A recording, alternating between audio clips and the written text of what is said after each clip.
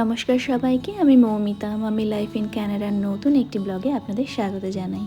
আজকের দিনটার জন্য অনেক দিন ধরে অপেক্ষা করে রয়েছি। ফাইনালি এই দিনটা চলে আসলো।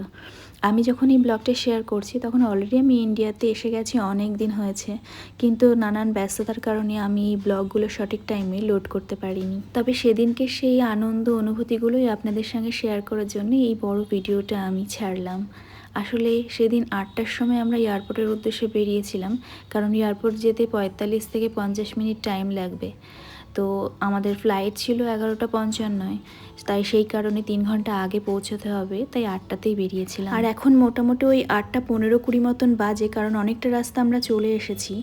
আর দেখে বুঝতে পারছেন যে এখন রাত 8:15-20 বাজে, কীরকম রোদের খাখা তেজ। আর এই জায়গাটা দেখুন কি সুন্দর লাগছে, তাই না? সামনে লেক আর পেছনে পাহাড়, কি অপূর্ব লাগছে দেখতে। এই রাস্তাটা দিয়ে লাস্ট টাইম এসেছিলাম যখন আমরা ইন্ডিয়া থেকে ক্যানাডায় আসলাম, তখন এই রাস্তাটা দিয়ে গিয়েছিলাম। আর এবার যখন আবার ইন্ডিয়াতে যাচ্ছি তখন এই রাস্তাটা ব্যবহার করছি, না হলে এই সাইডটায় আসাই হয় না আমাদের। ওই দূরে পাহাড়ের গায়ে বাড়িগুলো দেখুন কি সুন্দর লাগছে দেখতে। এই এয়ারপোর্ট যাওয়ার রাস্তাটা এত অপূর্ব, চারিপাশ এত সুন্দর যে আমার শব্দও কম পড়ে যায় এগুলোকে বর্ণনা করতে। আর রাস্তার দুপাশের এই সৌন্দর্য দেখতে দেখতে আমরা এয়ারপোর্টে পৌঁছেও গিয়েছি। আর এই এয়ারপোর্ট পৌঁছিয়ে যখন লাগেজ দিতে যাব তখন একটা প্রবলেমে পড়লাম। মোটামুটি ম্যাক্সিমাম মানুষ এই প্রবলেমটা ফেস করে, সেটা আমাদেরকেও ফেস করতে হলো। আর সেই প্রবলেমটা হলো আমাদের একটা লাগেজ ওভারওয়েট হয়ে গেছে, মানে 23 কেজি পার পার্সন দিচ্ছে ওরা, তো আমাদের একটা লাগেজ 27 কেজি হয়ে গেছে, মানে 4 কেজি বেশি হয়ে গেছে। তো সেই লাগেজটাকে বাকি ব্যাগগুলোতে অ্যারেঞ্জ করতে করতে আমাদের অনেকটা টাইম লস হয়ে গেছে। তো মোটামুটি ওই লাগেজ দিয়ে সিকিউরিটি চেকিং কমপ্লিট করে আমরা আমাদের গেটের দিকে রওনা দিলাম। আর সামনেই দেখলাম যে খাওয়ার সব দোকানপাট রয়েছে, ওখান থেকেই স্যান্ডউইচ নিলাম। আর শ্রেয়াকে যেহেতু আমরা বাড়ি থেকে খাইয়ে নিয়ে আসিনি, তো ওকে একটু খাইয়ে নিতে হবে, তার জন্য এই জায়গাটায় বসে আবার শ্রেয়াকে আমি খাইয়ে নিলাম। টেস্টি বাবা। শ্রেয়াঙ্কের জন্য আমি বাড়ি থেকে এগ ফ্রাইড রাইস বানিয়ে নিয়ে এসেছিলাম, ওটাই ওকে খাওয়ালাম। কারণ ফ্লাইটে যে খাবারটা দেবে ও খাবে কি না সেটাও জানি না।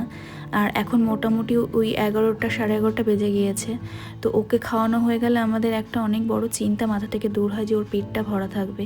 কারণ এয়ার ক্যানাডার ফ্লাইট আমরা ঠিকঠাক জানিও না যে কি খাবার দেবে না দেবে। আর আমরাও একটা করে স্যান্ডউইচ খেয়ে নিয়েছি, কারণ সেই সন্ধ্যাবেলায় একটু চা বিস্কুট খেয়ে বেরিয়েছিলাম, তারপরে আর কিছুই খাওয়া হয়নি, খিদেও পেয়ে গেছে। আর ফ্লাইটে ওঠার সঙ্গে সঙ্গেই তো ওরা ডিনার সার্ভ করবে না, একটু টাইম লাগবে। তো সেই কারণেই আমরা রিস্ক নিলাম না, খেয়ে নিলাম। আমরা ভ্যাঙ্কুভার থেকে সিঙ্গাপুর যাচ্ছি এয়ার ক্যানাডাতে করে। আর এই জার্নিটা হচ্ছে 16 ঘন্টার একটা জার্নি, মানে টানা 16 ঘন্টা এখন ফ্লাইটে বসে থাকতে হবে। আমরা বড়রা তো যেমন তেমনভাবে 16 ঘন্টা কাটিয়ে দেব, কিন্তু এই ছোট ছোট বাচ্চাগুলোর কি অবস্থা বলুন তো? 16 ঘন্টা টানা এই ফ্লাইটের মধ্যে বদ্ধ হয়ে থাকা কতটা কষ্টকর ওদের জন্য। যেদিন থেকে টিকিট কাটা হয়েছে সেদিন থেকেই আমি এটাই ভাবছি যে শ্রেয়াঙ্কে কি করে 16 ঘন্টা আটকিয়ে রাখবো ফ্লাইটের মধ্যে, ও যা দুষ্টুমি করে। তারপরে যখন এই ফ্লাইটে উঠছি দেখলাম কত ছোট ছোট কুটি কুটি বাচ্চা রয়েছে শ্রেয়াঙ্কের মতন। আমি তো আগে থেকেই জানতাম কোনোভাবেই ঘুমাতে পারবো না, তো উঠেই বই চালিয়ে দিয়েছিলাম। তো একটু পরে এসে ওরা ডিনার সার্ভও করে গেছিলো, আর টাইম টু টাইম খাবারও দিয়ে যাচ্ছিলো। আর যখন এই ভিডিওটা এই যে করছি তখন মোটামুটি আমরা অর্ধেকের বেশি পথ অতিক্রম করে ফেলেছি। আর সবার দেখুন স্ক্রিন চলছে, সবাই বই দেখে দেখে টাইম কাটাচ্ছে। আর মোটামুটি আমরা পৌঁছেও গিয়েছি সিঙ্গাপুরে।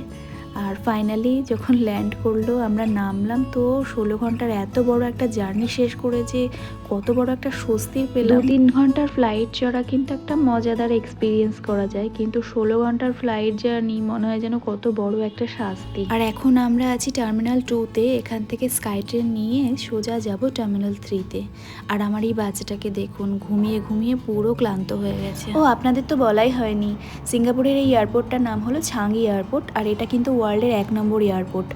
1 নম্বর কেন বলা হয় তার জন্য কিন্তু আপনাদেরকে আমার এই ব্লগগুলো দেখতে হবে। ছোট বড় প্রত্যেকটা ব্লগে আমি কিন্তু এই সিঙ্গাপুরের সম্পূর্ণ এয়ারপোর্টের ভিডিওগুলো শেয়ার করেছি, তো আপনাদেরকে কিন্তু পুরো ব্লগটা দেখতে হবে। আর আজকের ব্লগটা আমি এখানেই শেষ করছি। এর পরের ব্লগে আমি আপনাদেরকে সিঙ্গাপুর এয়ারপোর্টের সমস্ত কিছু শেয়ার করব। তো ভিডিওটা কেমন লাগলো কমেন্ট করে অবশ্যই জানাবেন। সবাই ভালো থাকবেন।